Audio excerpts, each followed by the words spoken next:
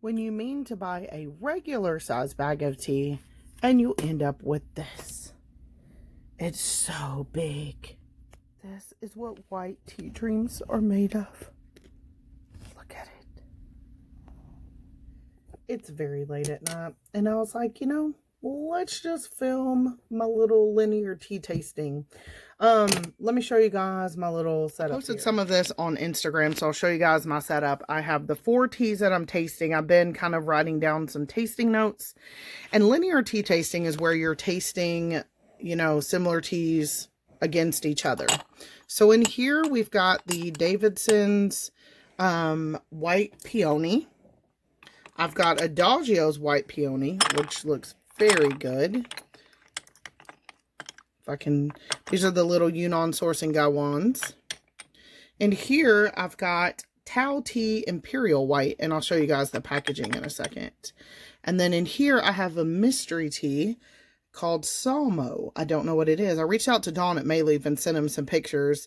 I know he's very busy, so I don't know if he'll get back to me. And I used way too much leaf. Like, I had to pull some out of these two. Oh my, like, it was so bad. It was so bitter and bad. And that's the thing about tea. Sometimes you just don't know, and I really wanted to dive into all my teas that I have. I have so many teas, and I never make time to sit and taste them. It's like I collect and I collect, and I rarely taste them. So I ordered this one off Amazon. This is Tao Tea, and it's just a white tea. And I love when they include the lids like this. So there's what that one looks like. Smells really good. I highly recommend only using a tiny bit of this tea per water, okay? Adagio white peony. I love white peony tea. So far that one's really good. And if you follow me on Instagram, you'll see where I ordered this Davidson's white peony tea. And I thought I was ordering a normal size bag. Ordered a pound. But it's not bad, so I'm not mad about that. I'm also looking a mess because I've been drinking all these white teas. And then it like heats your body up. And I'm like, I feel like I've been running a marathon, okay? But it's worth it. It's for the tea science. So the whole reason I was tasting these is because months and months ago when we went to an Asian market upstate to take my mom to her doctor, we stopped in the Asian market there, and I found this really neat tea. Didn't know what it was. All I know is it's Salmo tea. I went to the website, I've looked it up, and all it says is Salmo tea. Like, it doesn't say what it is. Is it a white tea? Is it a green tea? Is it a black tea? Is it oolong, pu'er? What are you? I don't know. So, I don't know. And here's what it looks like. I mean, to me, it looks like a green tea. It looks like a green tea, or even, are you going to focus? Or even a oolong tea. So I thought, well, you know what? I'm tasting all these white teas. I'll just taste it with it. And it looks kind of similar. I do know this tea is roasted because it says it's roasted. But beyond that, I don't know. So, per my tasting notes, you guys, like, I almost wish I filmed it. I have packed my GAIWANS full because, like, you know, when I have oolong or white tea, I'm packing it full. I want that flavor. And it was so bitter. I mean, I about spit it right back out. And that's the thing about tea. And I think Dawn over at Mayleaf says that too. A lot of it's experimenting, figuring out what you like. So, if y'all do come across this Salmo roasted tea, I highly, like, it has all the flavor profiles of a raw pu'er, but it's weird because it says it's roasted. I am not a raw pu'er girl. Matter of fact, I've learned I'm really not a pu'er girl at all, and I'm sitting on a ton of pu'er because I just thought I had to have it. And I think it's important that before you start buying tea, just because you might watch a lot of videos and everyone else loves it, don't assume you're going to love it. And I know what you're thinking. Well, Valerie, you know, who does that? I did it.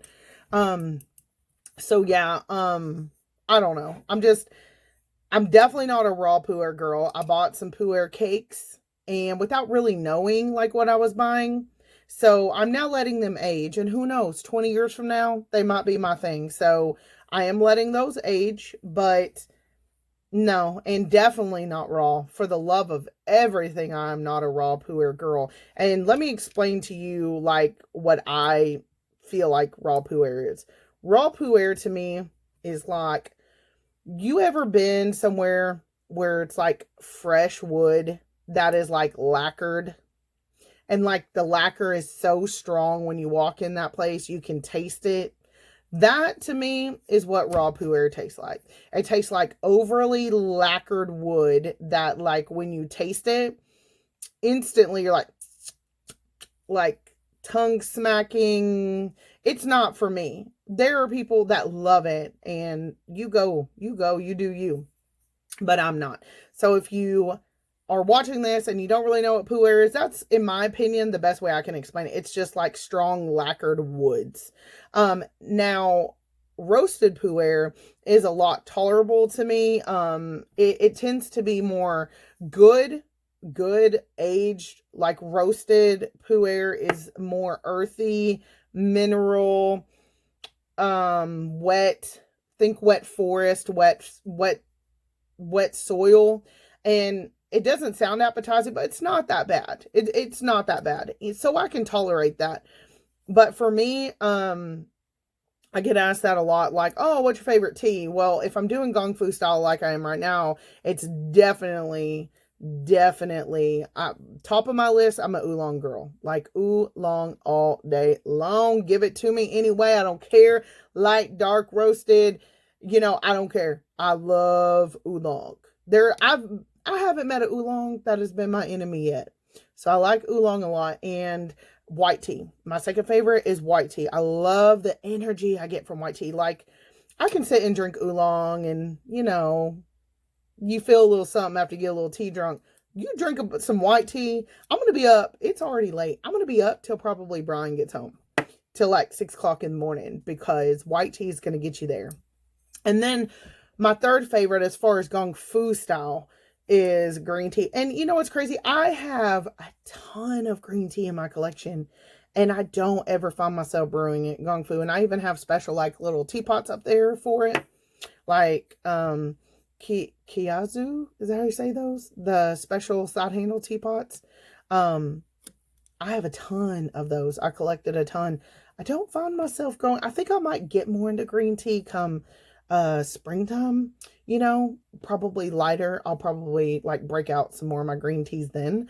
But anyway, and someone made a comment on one of my videos the other day. It was like the Umi tea set video, and the guy wrote, talks too much, shows too little. And I was like, you're right. I do talk too much, and you're on the wrong channel, because I'm a talker. I like to talk about things. I like to discuss those things, because there might be people out there who are watching. Maybe they're letting this play in the background as they're doing Gongfu, which is what I do, especially with like Dawn's videos and like Ghost Tea House, like all those. I let those videos, like especially Alice at Red Blossom Tea, all those, I let those videos play in the background, so that as I'm drinking, I'm always learning something as well. So anyway, this is a very talkative video. If this is not for you, you don't need to leave a rude comment. Just go on about your way and do what you need to do. So anyway, all right. So what I've done, I'm just kind of walking you guys through the situation. This tea, the Salmo tea, was so nasty and bitter. So what I'm going to do is I've reduced my tea leaf ratio. I've left about this much in there, and I still feel like that's a lot, because this tea is strong. So I reduced my tea leaf. Like, this is how much tea leaf I've taken out. Look at that pile. I'm using my AICOOK kettle. I just released the video on that, so you guys can see what kettle I'm using. I love this kettle. It's my baby. Been using this one about 10 months. Still like the Joku kettle too. Still like it. And I bought this AICOOK kettle with my own money. P.S. I know people are probably wondering. I'm not a big tea tuber. I don't generally get a bunch of stuff sent to me, but when I do, I let you guys know. So anyway, if you come across a tea that when you try it, you're like, oh, no, like I just did, Try to play around with the tea leaf ratio to water, okay? Because it could just be that this tea is putting out a lot more like tannins, and you need to just dilute it down per your taste. Now, there are probably some people who know what this tea is, who have had this tea, and they're like, hit me with it, like give me an entire gaiwan full. Not me at all. And I would say the smell is right on with the pu'er. I mean, I don't know what this tea is, but it sure does smell like a pu'er. And I would almost bet this is some type of raw pu'er. It's got that lacquered wood smell. It really, really does. I love sniffing my tea leaves. It was so funny earlier, y'all. I was sniffing the leaves like all up. I love smelling the tea leaves. And I had a tea leaf stuck on me like a mustache, and I was laughing so hard. All right, let's try this. Let's see if reducing the tea leaf worked.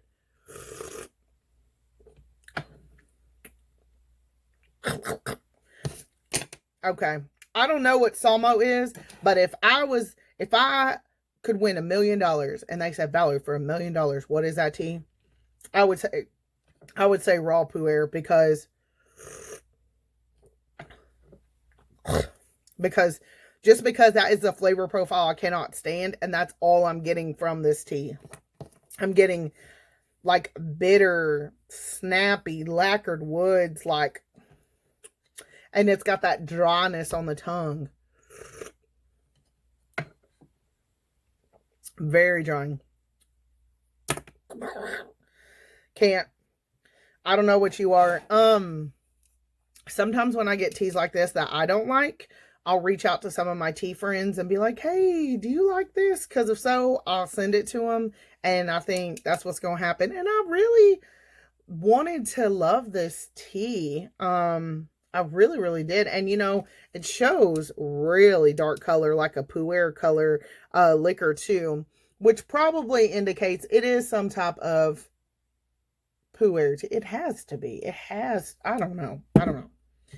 Here's my other little cup. Let's do it again. Oh, yeah. Yep, I'm just getting lacquered wood. I can't. That tea is not for me. Sorry, little tea leaf. And so I'm writing all my notes here because I keep a little tea journal. And sometimes when I'm doing linear tasting, I like to write them on a piece of paper first, so I can just kind of go back and forth and jot my notes before I put them like in my journal. That's just how I do it. If I'm doing just a one-on-one tea, I just write it directly in my journal. But oof, if y'all see that, that's an adventure. Whew. For $6.99, that will take you somewhere. Ooh. Okay, so I also had to do the same thing with the Tao tea, the Imperial White. So the Tao tea, I bought off Amazon. I have purchased this brand before. I got their black mango tea, or mango black tea, and it was really good.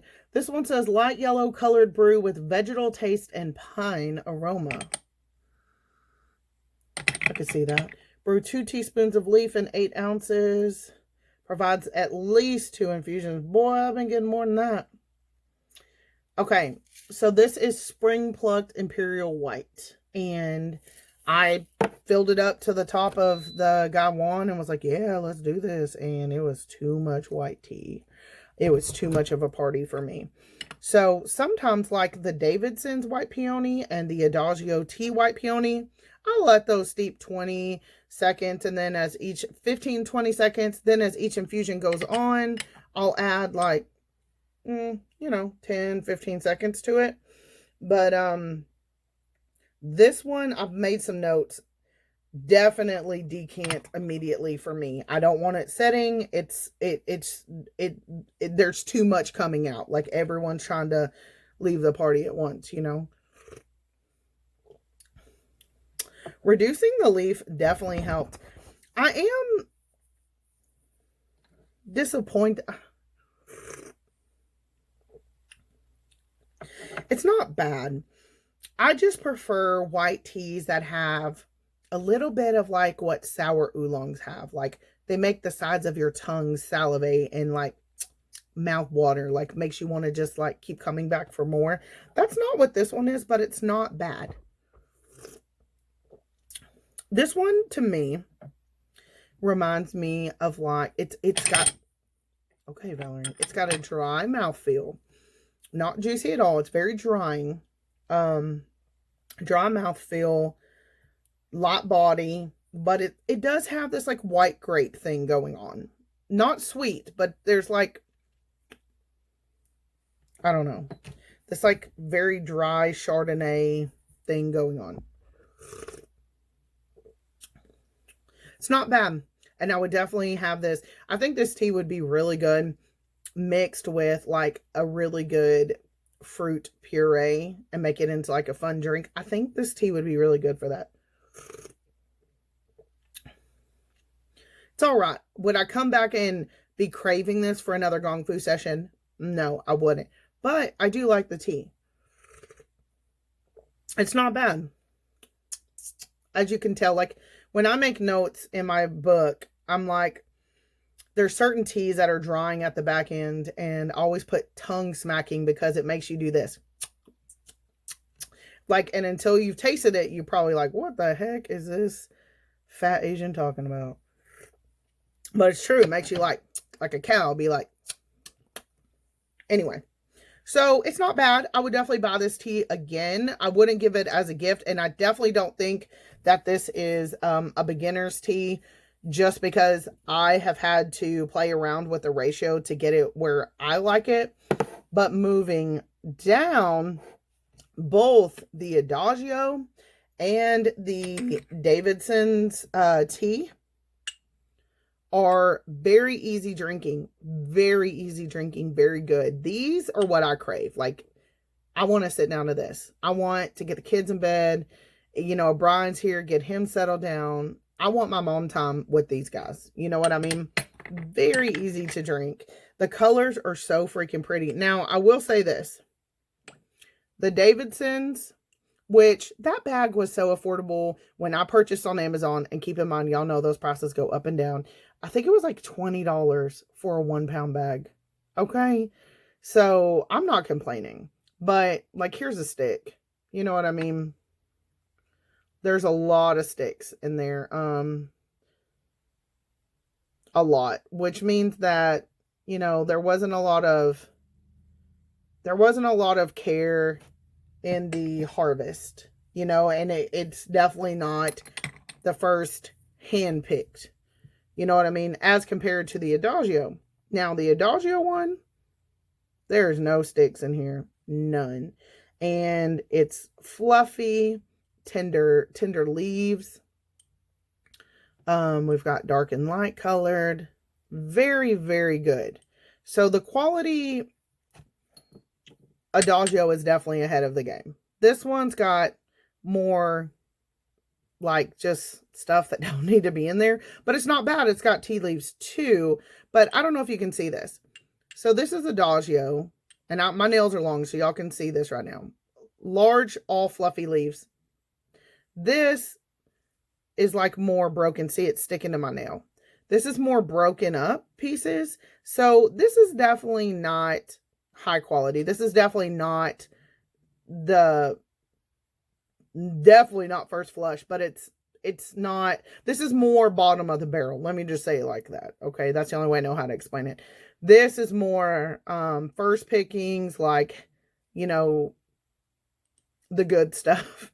I mean, I'm at a loss for words here, but this is the good stuff. This is not broken up. This is not stuff that's swept up. And I'm not saying this is, but this is the higher quality stuff for sure. So if you can afford it, get the Adagio White Peony. It's not even that expensive.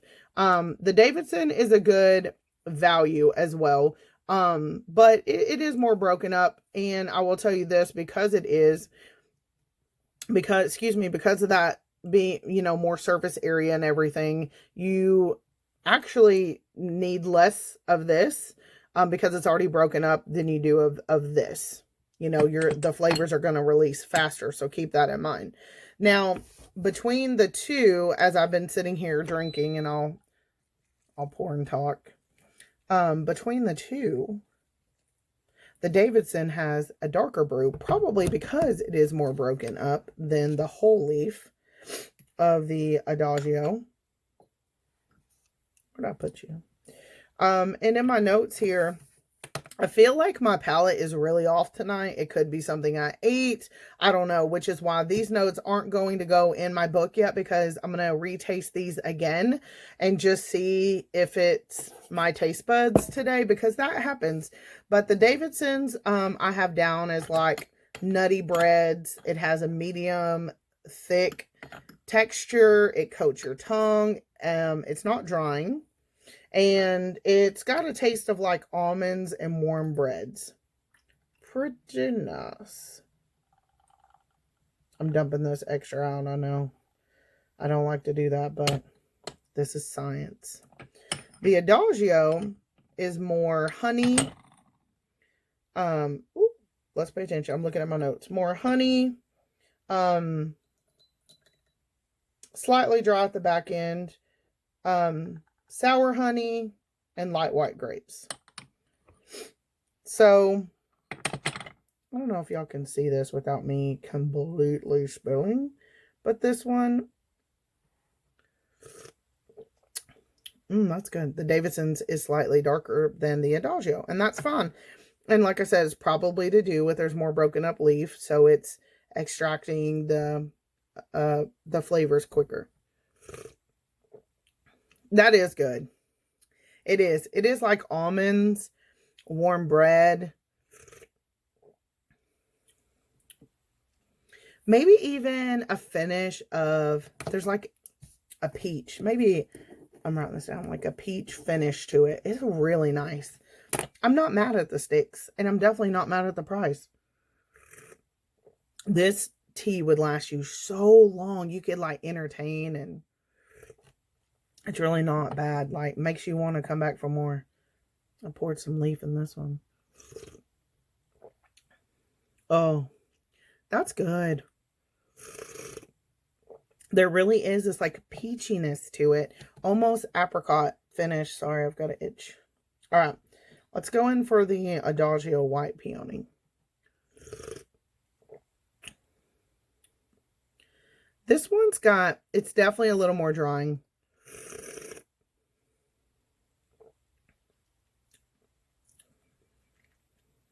It's definitely not as smooth or as juicy as the Davidson's.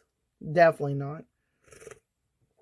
And it's got a little twinge to it. A little, not bitterness, but like, almost like a little bite to it. And it's got a little bit of that tongue smack.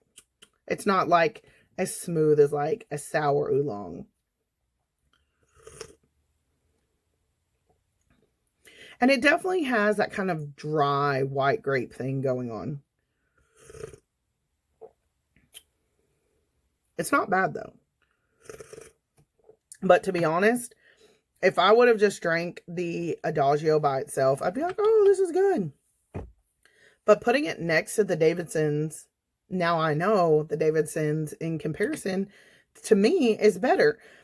And really, Dawn over at Mayleaf is the one who kind of inspired me to do more horizontal tastings because, excuse me, I did not mean to do that. Sorry. Because he said that's how you really get to know a tea. Like, you can get to know a tea by itself, but then you introduce it to friends, and then you really can tell. You can really start to tell who the tea is. It comes out as a person. And it's very true. Like, if I would have had this one on its own, I'd be like, oh, that's great. Probably wrote it in my journal. But having the two together, I know that the Davidson's, to me, I like the flavor profile better. It's a little sweeter. It's a little more juicier. This one's a little more drying.